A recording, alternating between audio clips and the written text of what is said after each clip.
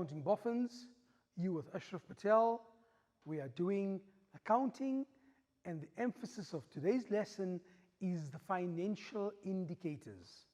Now, very often accounting learners panic when they come across this question because, guys, you have to know your financial indicators. Yes, you are given a formula sheet in the exams. However, they do not give you the headings of these financial indicators. You still have to know these financial indicators. So one, make sure that you learn your financial indicators. Okay, now ask yourself this question here. Why is it important for a business to measure performance each year? Right? Like I always give you examples, take your own life as an example. At the end of term 1, you get a report, right, an assessment, and you measure your performance. At the end of term 2, you measure your performance. So, with regards to a business, what do we say? We say that a business has to assess what? Whether they have been successful or not, and to determine the areas in which they can that need to be improved. Certain areas are approved correctly, everything is hunky-dory. So basically what it means is that you have to look at your performance, measure it, and once you've measured it, you can say, fine, we're happy with this, we're not happy with this, this is how we can improve, this is fine, this can go ahead, etc. So these are the questions that you have to answer. What performance measure in terms of the questions that you must ask? If you're looking at performance measurement, what are the questions that you need to ask yourself? Pertinent, important questions. Number one, how profitable is the business? Right? Just to make a profit may not be significant, but how much profit that you are making. Remember, the idea is to make a profit, yes, but also to maximize your profits. That's important. You also have to know how well does the business control its expenses. Obviously, when you're doing comparisons, you're comparing from one year to the next year. And this is what we refer to as a trend. Keep this word in mind. What is the trend? What is happening? How are we improving? Or what is happening that's leading to some things not for us not to achieve what we want to achieve? Right? Therefore, should the owner be satisfied with the profit that has been earned, taking into consideration or taking into account the amount that he has invested in the business? A very simple example. The owner has invested 10 million rand into the business, and at the end of the financial year, there's a profit of 1,000 rand. Obviously, the owner would be perturbed. The owner would not be satisfied with that return, because on 10 million rand that was invested, you're only getting back 1,000 rand. The 10 million rand could have been invested somewhere else, and he could have got a higher return on his or her investment. So important, should the owner be satisfied with the profit that they have earned relative to the amount that they have invested in that particular business? Amongst the questions that you need to ask would be, can the business pay off all its debts? Yes, is the business in a position to pay off its debts? Very important. And then, can the business pay off its debts without any problem in the short term? Right? Obviously, there's a difference now. One is to pay off all your debts, meaning non-current as well as current. The other is is the business in a position to pay off its current debts? Okay? So look at the questions that are being asked. Look at the questions that are being posed here. And obviously, these are the questions that you need to ask when you're analyzing the financial statements of a business. Did the business handle its working capital effectively? What do we refer to working capital? Current assets minus your current liabilities is your working capital, right? So, is the business being able to handle its working capital effectively? Where working capital is equal to current assets minus your current liabilities. Now, while we're talking about all of this here, you need to know what are the current assets. Remember, again, look at your knowledge of the balance sheet. Current assets would be your inventories, trade and other receivables, and your cash and cash equivalents. Current liabilities would obviously be made up of your trade and other payables, your bank overdraft, if any, and your short-term loan. So, knowing all of that is very, very important, especially when you are working with a question on the financial indicators. So, what does a business do? You've prepared your financial statements, right? You've completed the income statement, the statement of comprehensive income. You've completed your balance sheet, the statement, the financial position of a business. Now you have to now take those two statements and you now have to analyze them. It is essential for a business to analyze the completed financial statements, right? Now, in your case, obviously, if the question is on financial indicators, you would be given a completed income statement and a completed balance sheet. And you would be asked to analyze it. Obviously, not all the financial indicators can be asked in the exams, but yes, you are supposed to know all the financial indicators because you don't know which one will be examined. Okay. And then also, very often, you could be asked to compare the financial statements of one company from 1 year to the next year. For example, you are given information for 2019 and 2020. So clearly you can see you have to draw a comparison between the 2 years. Sometimes you are given the financial statements of two enterprises, Company A and Company B, Business A, Business B. And you then have to compare the two businesses in terms of their performance. Okay? So keep that in mind. One is to compare one business from 1 year to the next year, and the other is to compare two businesses for the same year to measure their performance.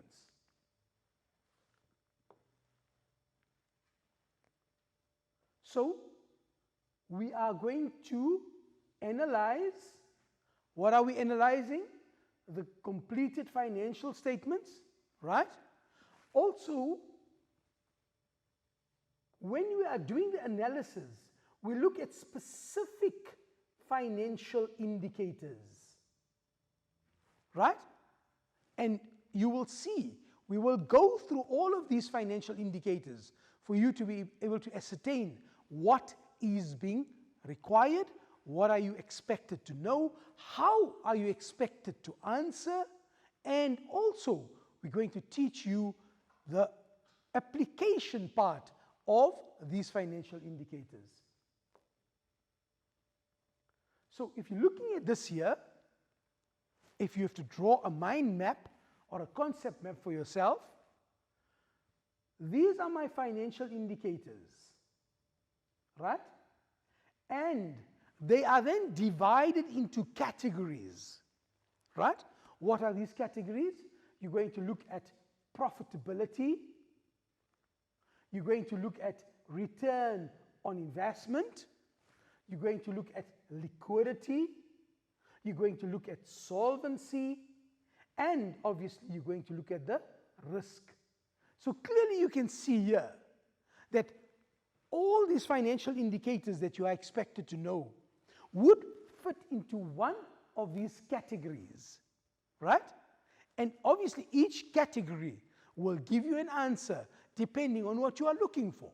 Just by way of an example, if you want to look at liquidity, that's the category, then there are certain financial indicators that will give you or will be able to explain to you about the liquidity of the business, right? Just as an introduction, when we're talking about liquidity, what are we talking about? We're talking about the ability of a business to settle its short-term debts. But obviously, we'll go to each one of these categories and do an explanation of them.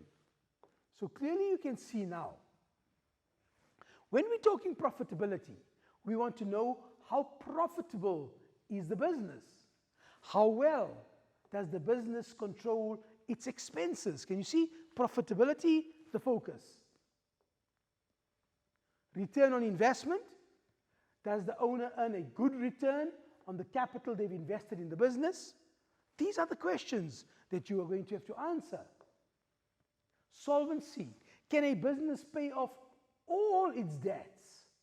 Solvency, all the debts. Liquidity. Can the business pay off its short-term debts, its current liabilities, without any problems in the short term? These current liabilities can be paid only from the current assets that can be converted into cash. So clearly you can see now, when we're talking about liquidity, we're talking about current liabilities. Risk. What is the financial risk of the business, of the company? To what extent is the business financed with own funds and borrowed funds? All seems very challenging at this point, but I promise you, once we get into the financial indicators, you'll be able to see exactly what we are referring to. So yes, what have we done? We've broken up the financial indicators into categories for you. And when we come back, we will go into each one of these and make sure that you understand them by the end of this lesson. Let's take a break and we'll see you in a jiffy.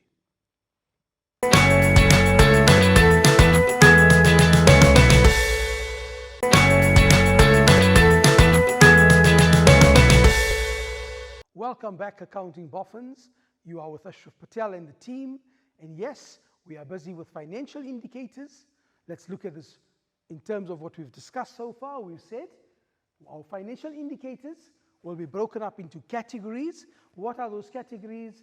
It is profitability, return on investment, liquidity, solvency, and risk. Okay. So, in order to analyze your financial documents, you need an impartial, objective way how we use the different ratios or financial indicators, right? It's done objectively. It's impartial, right? 1, learn the formula. Know the formula.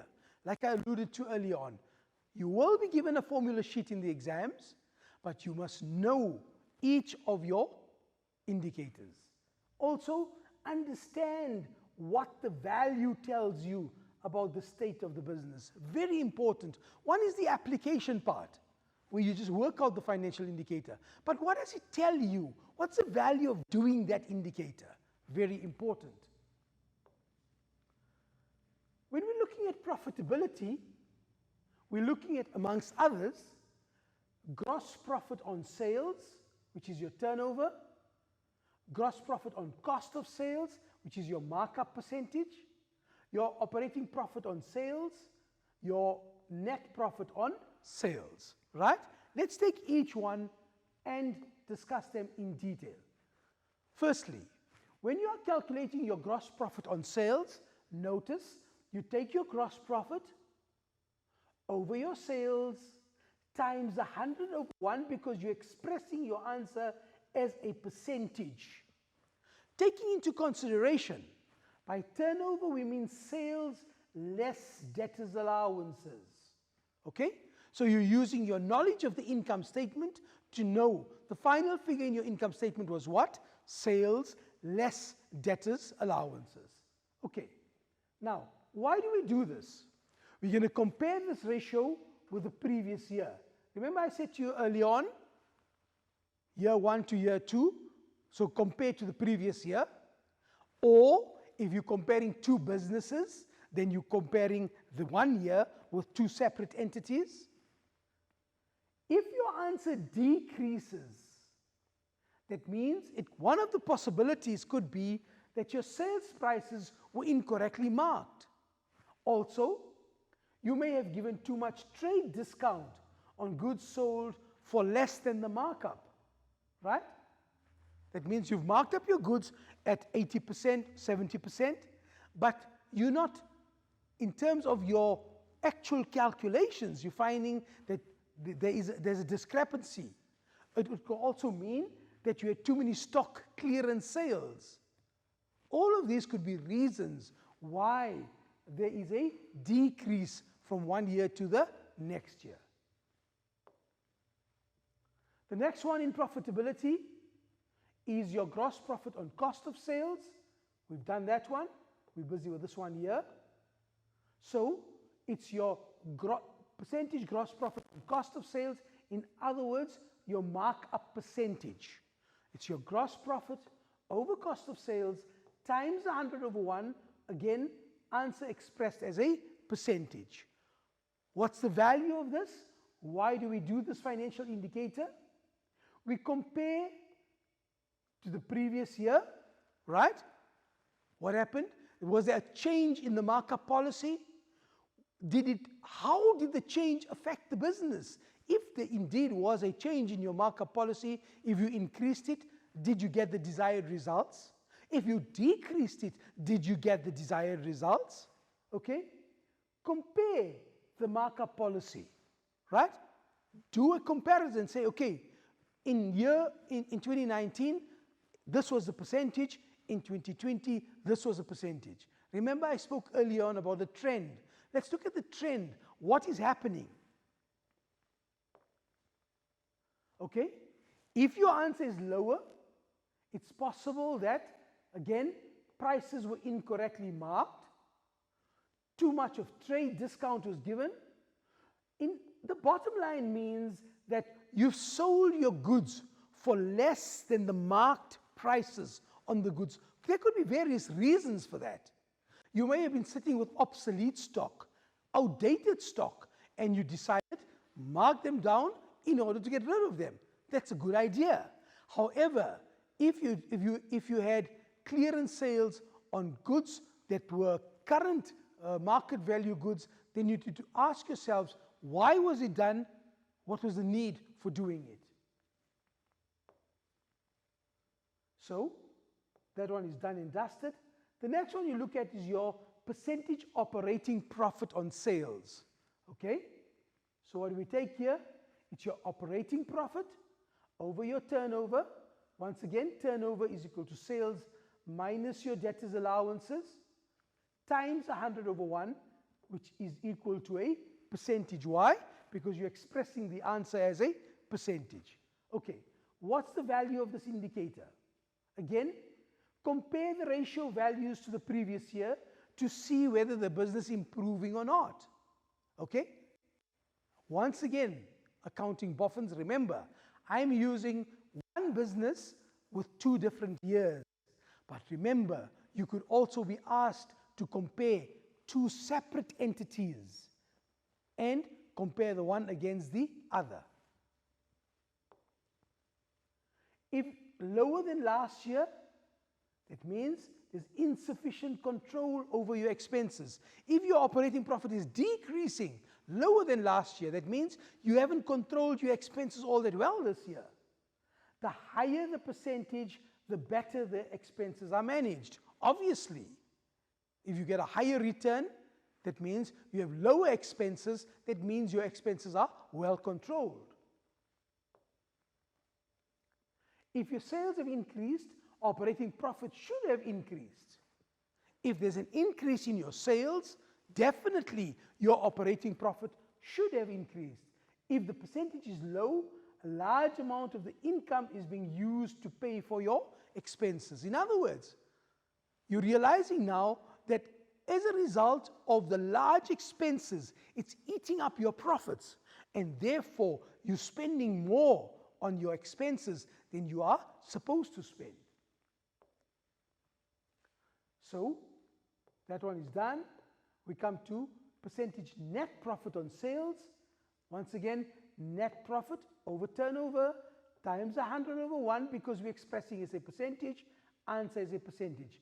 Turnover, once again, sales less debtors allowances. So this is the mere application part of it, where you're asked to do a calculation. To calculate what? Your percentage net profit on sales.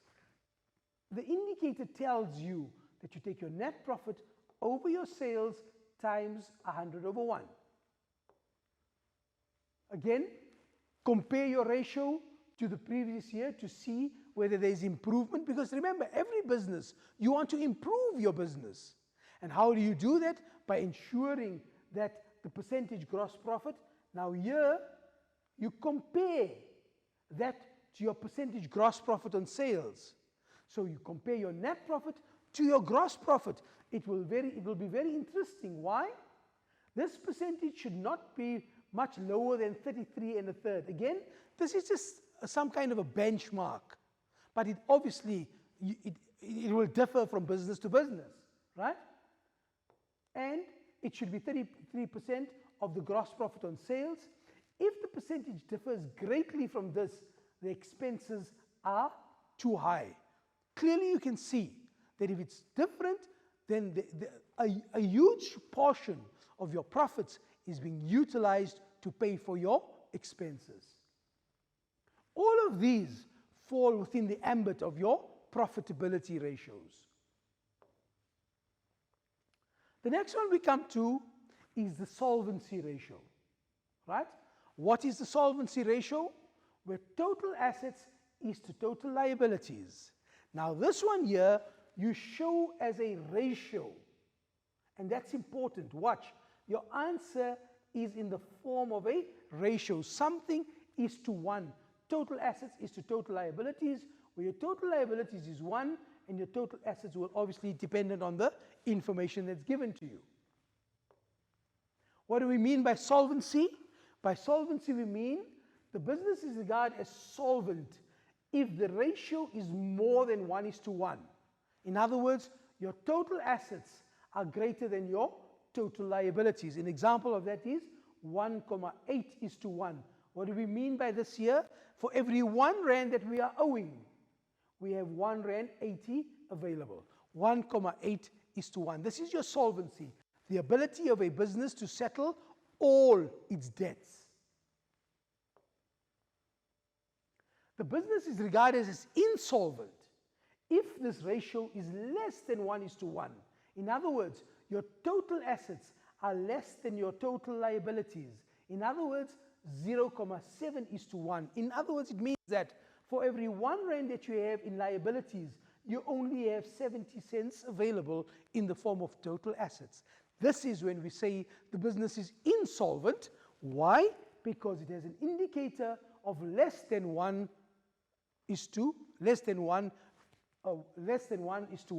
Okay, so 1:1 means it is equal. Above 1:1 means the business is solvent. Below 1:1 means the business is insolvent. The next one that we come to is our current ratio, right? And these are your liquidity ratios. What do we mean by the liquidity ratios? The ability of a business to settle its short-term debts. Okay, so what is the indicator? Current assets is to current liabilities. Again, this is in the form of a ratio. It means your answer is in the form of a ratio. Something is to 1, where your current liabilities becomes 1, and this becomes your answer. Okay, what will make up current assets? Certainly inventories plus debtors plus cash and cash equivalents. So in other words, you must know if the items are given to you as standalone items, identify your current assets, inventories, trade and other receivables, which is your debtors, plus your cash and cash equivalents. Okay, then you have your current liabilities, which is made up of what? Your creditors or trade and other payables, plus your bank overdraft, plus your short-term loan. Okay, so it is important for you to know these items. Again, in terms of the calculation, compare to the previous year. Very important. If the ratio is 2:1, there's 2 rand worth of current assets for each 1 rand of current liabilities. This means that 2 rand of assets is available to pay for each 1 rand of debt. An answer of 2:1 means for every 1 rand of current liabilities, you have 2 rand available. Now, it does not indicate or it does not imply that if the ratio is high, it's very good. No. If the ratio is too high, there is too much of stock on hand, or there is wrong stock. It could also mean that the prices of your stock are inflated, and as a result, you have a very high indicator. Okay? If the ratio is too low, the business cannot pay its short-term debts using its current assets. This could be due to the fact that we have obsolete stock. It could also mean that stock is valued at higher than a realistic value. It could also mean that there has been a substantial increase in your credit sales, namely your debtors. Okay, so like I said, one is to be able to do the indicator, calculate it, the application thereof. But more important is to understand what information is it giving you and also being able to comment on it. Now we come to the next one, which is called the acid test ratio. Now just a bit of background on the word acid test. I'm sure you've heard this term used many times in your lives, where they say this is the acid test of that particular situation. That means the real test. And the word acid test actually comes from an old mining story where acid was used and dropped onto the gold to see whether it was in fact real gold or fool's gold. So if it was real gold, the acid would not burn through it, whereas if it was fool's gold, it was fake, then the acid would burn through it. So that's where the word originates from, the acid test. Okay, now what is the acid test for a business? It's your current assets minus your inventories is to current liabilities. Notice, different from the current ratio. It is current assets, yes, but you're subtracting your inventories and then showing it as a ratio to your current liabilities. In other words, there's your indicator. The answer is in the form of a ratio. Current assets, inventories, debtors, and cash is current liabilities, creditors, bank overdraft, and short-term loan. But notice, you're saying current assets minus inventories. Again, compared to the previous year, notice the trend. Is there an increase? Is there a decrease? What is the increase? What is the decrease? Comment. If the ratio is lower than 1,1, example 0,9:1, the business cannot pay its short-term debts without having to sell stock. That means only with their trade and other receivables and cash equivalents available to them, they will not be able to settle their short-term debts. If the ratio is 1,1 or more, example 1,2:1, the business will be able to pay its short-term debts without having to sell the stock. Okay, so this gives you an indication, and this is a good indication to work out the difference between your current ratio and your acid test ratio.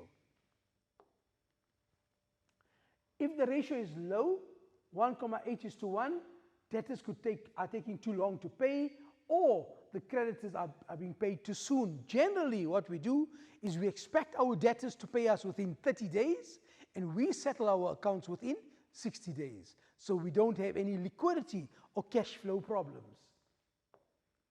Okay guys, we're still busy with our liquidity ratios, and now we're looking at the average debtors collection period. In other words, how long is it taking your debtors to settle your account, right? So you take your average debtors and watch. Average debtors would be debtors opening balance plus your debtors closing balance divided by or multiplied by a half. Okay? In that way, you can see that that will give you the average opening plus closing over what? Over your credit sales, because remember you're dealing with debtors, times 365 over 1, and your answer will be in days.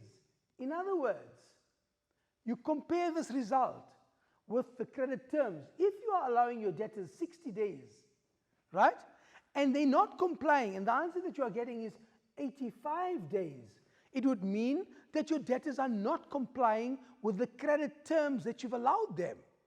Or if your credit terms was 30 days and your answer here is 45 days, clearly debtors are taking 15 days longer to settle their account. So obviously this means that we could experience cash flow or liquidity problems because our debtors are not complying. So this gives you an indication now that you need to take some action, right? Compared to the previous year, and if the result is longer than the credit terms policy, it means that it has a negative effect on the liquidity of the business. If they take too long to pay, it affects the availability of working capital, and therefore we will have a problem to pay our creditors, salaries, rent, etc. Right? Another liquidity ratio, the creditors' average payment period. Obviously, this tells us how are we paying our creditors. So once again, you take your average creditors over your average creditors over your credit purchases times 365 over 1 to give you your answer in days. What does this indicate to you? Once you compare this with the credit terms policy, if our creditors are allowing us 60 days and we're paying 70 days, obviously there's a possibility that we could be charged interest on our overdue accounts. Compare with the previous year. Are we complying? Is it getting better? Right? And also compare with your debtors collection period. In other words, like I alluded to early on, generally we expect our debtors to pay us within 30 days and we have to settle our accounts within 60 days. It could also mean if we are paying our creditors in 35 days, meaning we're paying them too soon. So all of these are factors that you need to take into consideration, and obviously these indicators will give you the answers that you are looking for and the comments that you have to make, obviously dependent on the questions that have been asked. Okay, we'll take a break, guys, and when you come back, we'll continue with our financial indicators.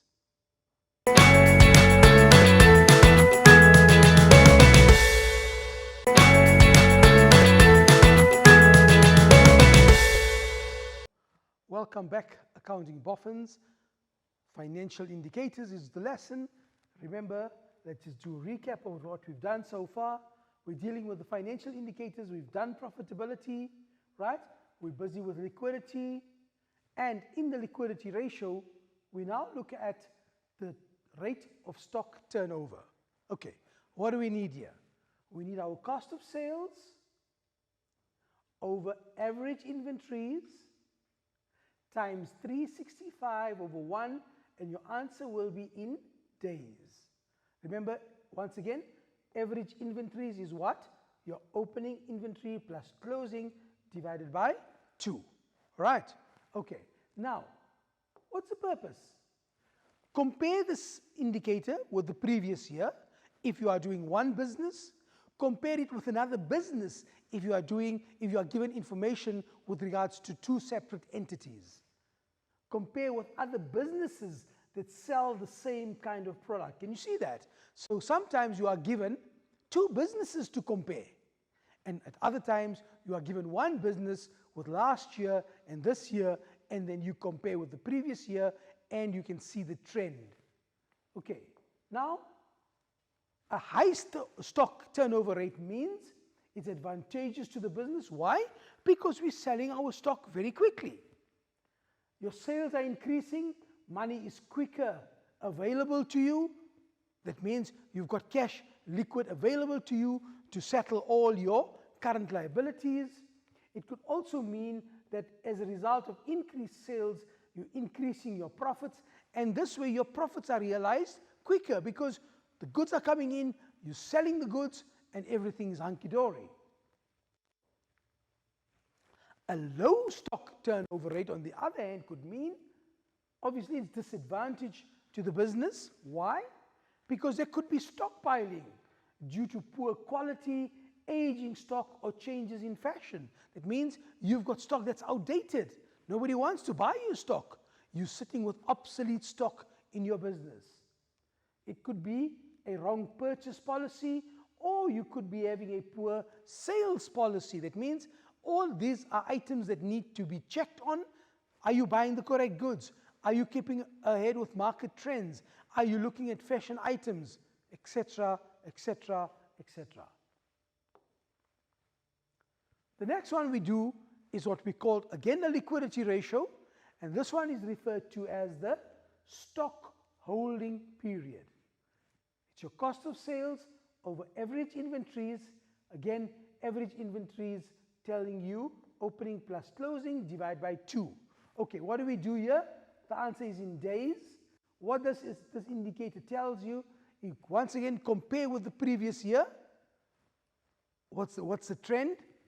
And a high stock level means there's a low turnover rate of stock. A high holding means low turnover rate of stock. Working capital is tied up in stock.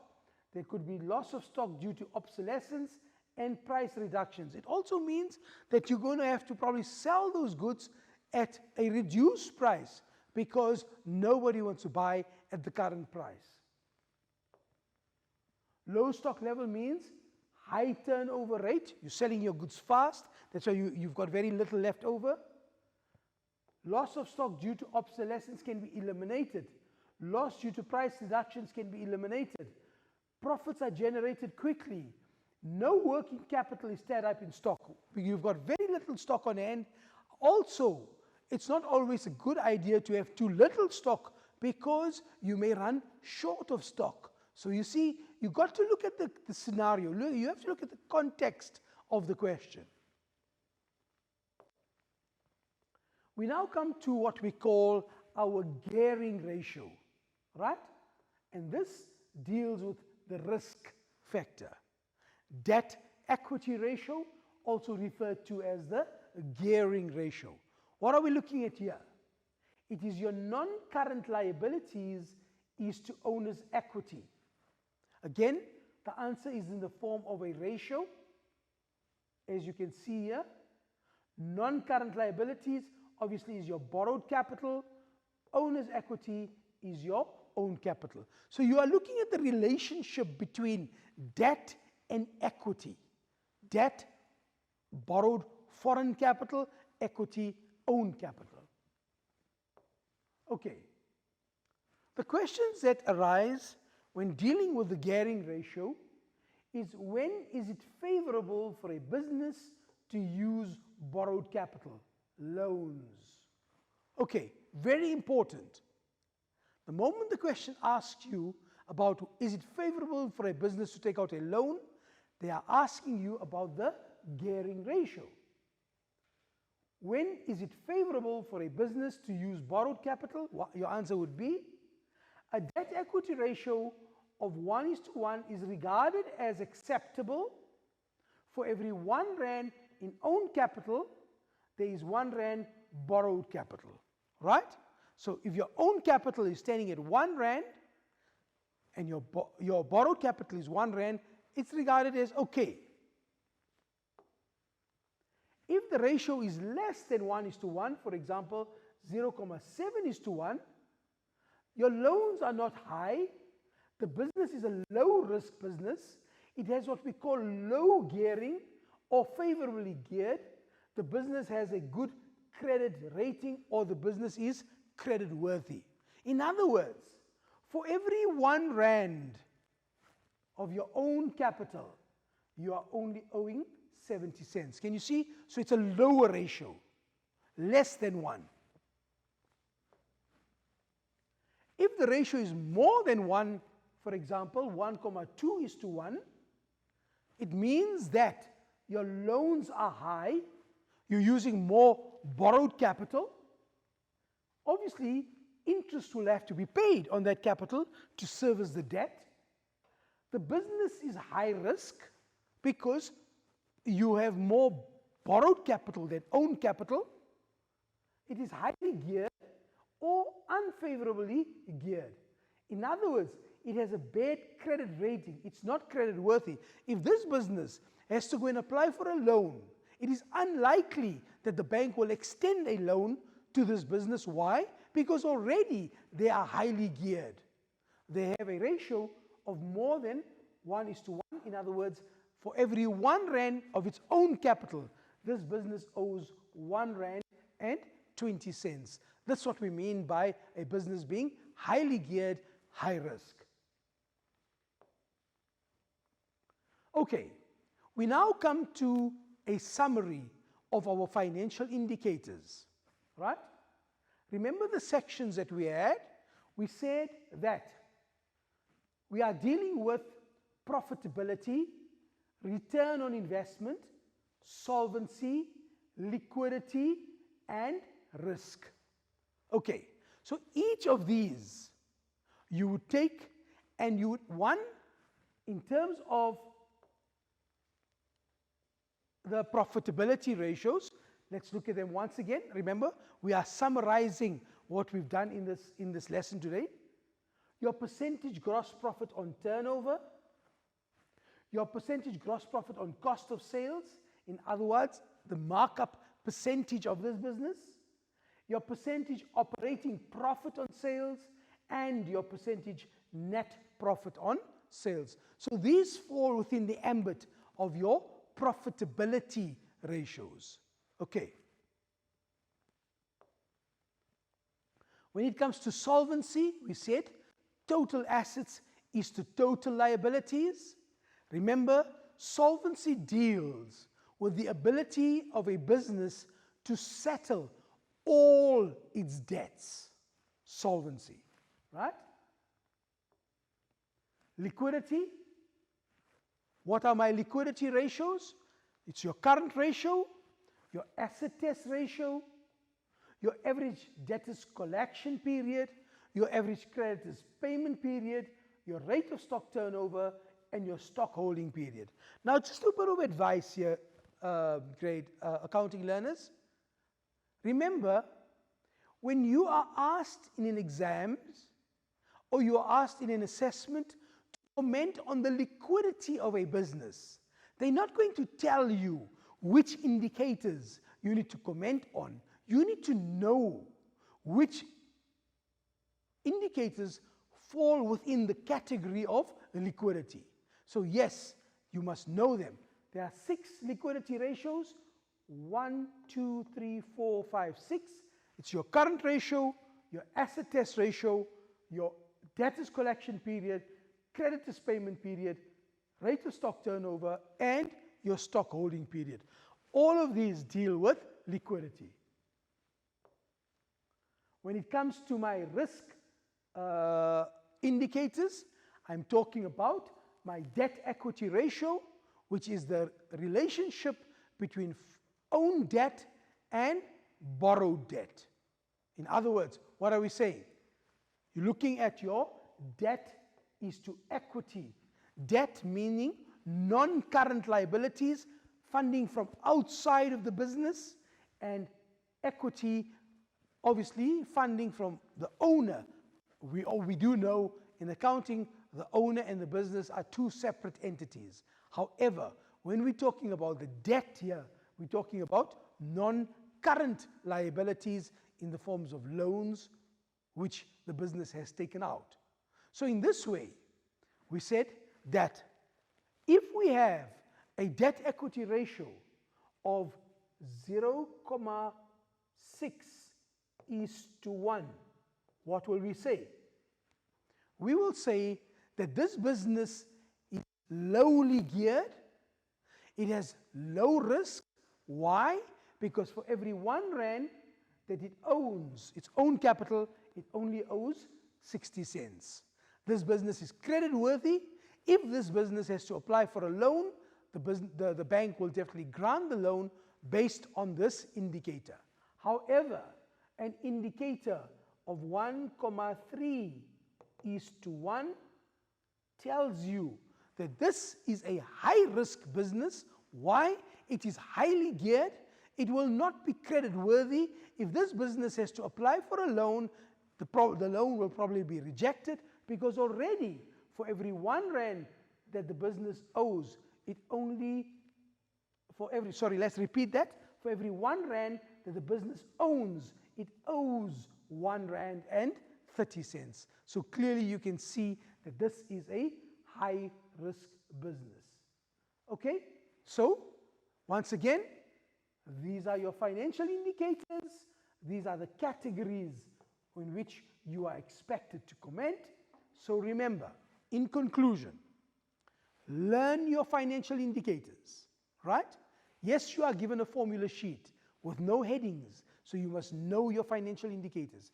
2, comment, understand what each indicator is telling you and know how to comment on these indicators. Okay, so accounting boffins, what do we have to remember? Learn your financial indicators. When you walk into an exam room, make sure you know your financial indicators.